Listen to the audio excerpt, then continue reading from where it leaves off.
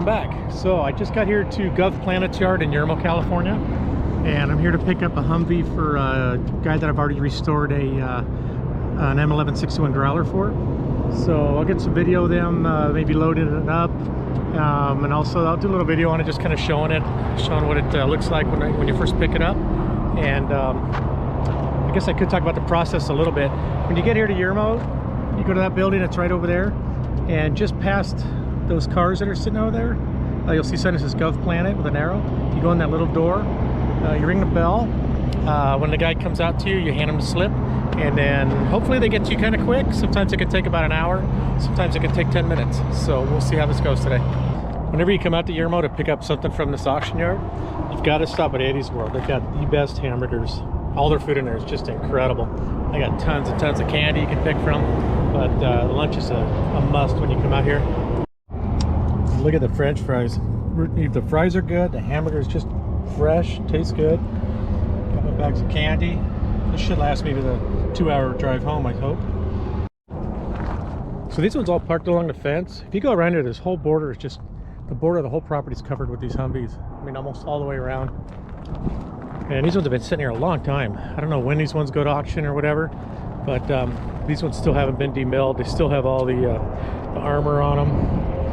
So who knows when these things will sell. They look mostly complete, like they didn't make it to the pick-apart lot up there at Pendleton. I think they've been here for a long time, for quite a few years. So they probably got here before they started picking them apart. But man, what a nice collection, huh? We got the slambacks, we got pickup trucks. Freaking cool. And here's what happens when you park your Humvee in a bad neighborhood. Somewhere you'll see out here in the desert an Impala driving around with Humvee wheels on it. So this is Interstate 15. I live just north of San Diego. I'm in Riverside County, and this spot right up here is halfway to Vegas. It's about 2 hours from my place, and then Vegas is just north on the freeway up here. 15, Vegas is just another 2 hours. There's a Marine Corps depot over here, just a little farther down off Ghost Town Road. They have rail service there, and it's a logistic base for the Marines. And then if you look over this way, there's Fort Irwin Road, and this off-ramp that's right over here.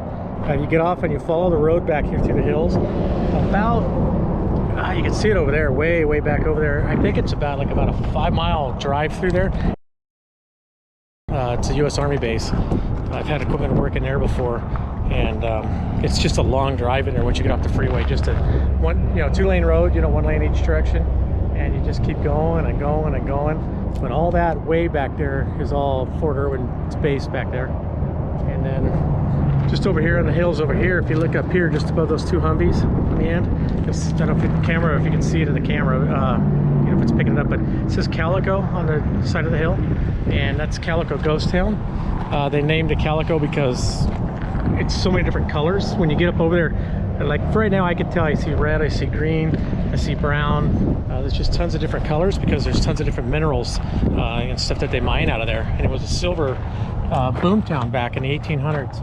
And Walter Knott, the guy that started Knott's Berry Farm, he bought that years ago and he restored it.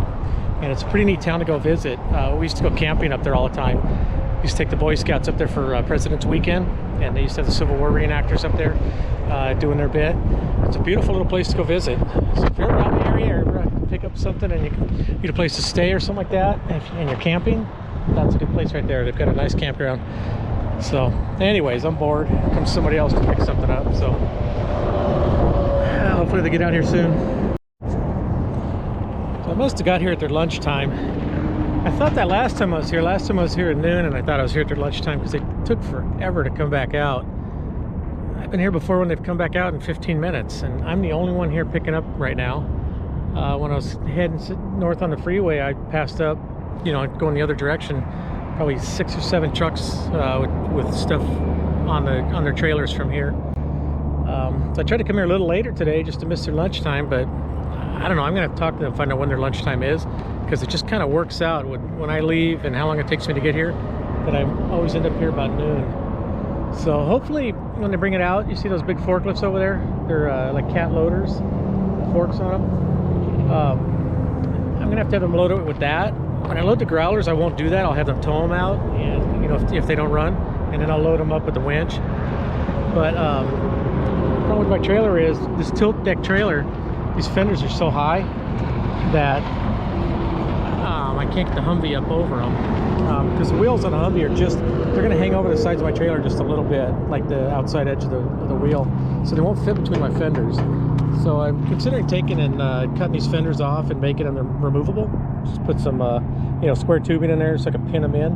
That way I could drive them up or winch them up. But the way the Humvees are built, it's not a big deal because the forklift doesn't ruin the stuff underneath like it does on the growlers. So on the growlers, it'll bend up the pans, it'll bend the drive shafts. The Humvees are a lot flatter on the bottom. Everything's kind of protected. It's up inside there, and it's not bad unless you see them come up with a growler on the, or I'm sorry, with a Humvee on the forklift, and the guy just drove up till he hit the thing and picked it up, and the mirrors are smashed up against the forklift. I've actually seen that here before. Most of the guys here are pretty good guys, but I'm sure they got a couple that just don't care, just like anywhere else. But I don't know, I guess I'm just gonna sit here and ramble on. I'm kind of bored waiting for this thing. It's about 95 degrees out here right now. It's a little warm too, so I don't know, we'll see. All right, so just they had a new change in policy here. If the truck runs, they will not forklift it for you. If it doesn't run, they will. So I had to go in there and beg them to forklift it on for me, and I'm still waiting to hear. One guy said that he should, but I have to wait for their boss to okay it and come out with a forklift. So if you're coming to pick up a Humvee or something that doesn't fit on your trailer over the wheel wells like mine, you're not going to get it. They'll only forklift if it doesn't run. So anyways, yeah, new change of policy, I guess. It'd be nice if they let us know this stuff. So here she is. Let's see what year and everything this is.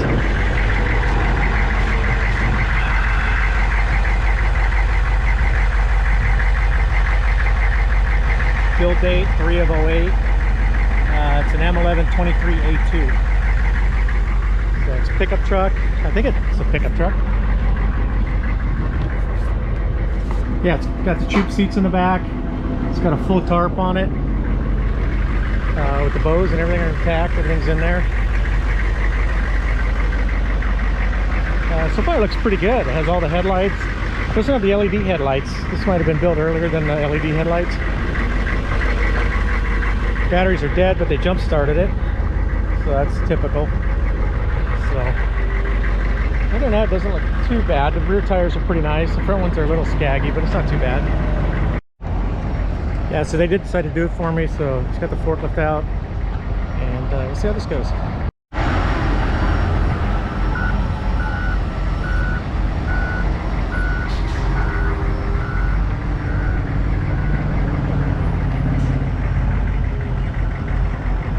I'll just film it while he gets it close, but then I've got to go help him because I got to help him center it up because the tires don't totally fit on my deck.